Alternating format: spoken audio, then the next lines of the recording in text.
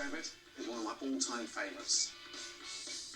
Beautiful vine tomatoes. The riper the tomatoes, the better the soup. Red onion and garlic. Slice your onions and your garlic. Traditionally, you'd be making it in a pot. It's so much better to start it off on top of the stove, searing the tomatoes and the garlic. When it goes in the oven, you actually roast the tomatoes and they don't stew. There's a big difference in flavour. Be quite generous with the olive oil. Salt, pepper, and then a little teaspoon of cayenne. Take your tomatoes and just slice them in half.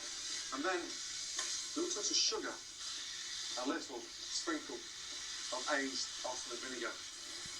Into the oven, 20-25 minutes, 180. To make my soup even more irresistible, I'm going to make a punchy sun-dried tomato pesto to drizzle over the top. Now I'm making this in a pestle mortar because you feel so much more in control and you're not depending on a blade that's whizzing around at 1,000 miles an hour. Next, in a dry pan, toast off some pine nuts. Toast to the absolute max and then in parmesan. Lightly grate that and just take a couple of tablespoons of the oil the sun-dried tomatoes are in. I can smell those roasted tomatoes. Want them out?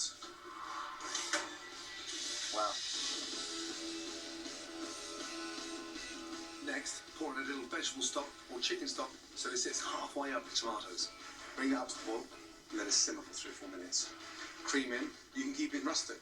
And you get your masher in and you've got that nice, thick, rich, chunky tomato soup.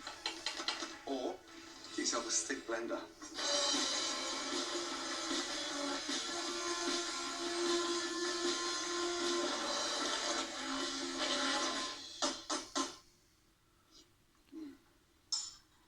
Delicious. To make my lunch extra hearty, I'm going to knock up a deliciously gutsy version of cheese on toast to go with my tomato soup. Welsh rabbit, an absolute classic. We're going to make a roux. 50 grams of butter, 3 nice tablespoons of flour, and milk. But in Welsh rabbit, the milk is often cheekily substituted for a stiff slug of stout. It gives it that strong, gutsy flavour. I want it nice and thick. Make sure those lumps are out. A nice teaspoon of Dijon mustard, and then season it. Nice and spicy with Worcestershire sauce. Now that smells amazing. Beautiful. Now, Welsh rabbit wouldn't be a stunning Welsh rabbit without rich, mature cheese. So, and a great Montgomery cheddar goes well with beer. Drop that in. It's really important to put this in while the roux is still nice and hot. Now, the bread. I want that nice crisp base to my Welsh rabbit, so toast it both sides.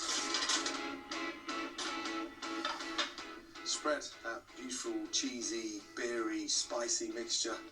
Just great. A little splash. There you go. And back under the grill for 90 seconds.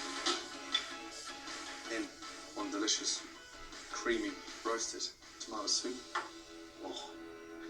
Now, a Welsh rabbit.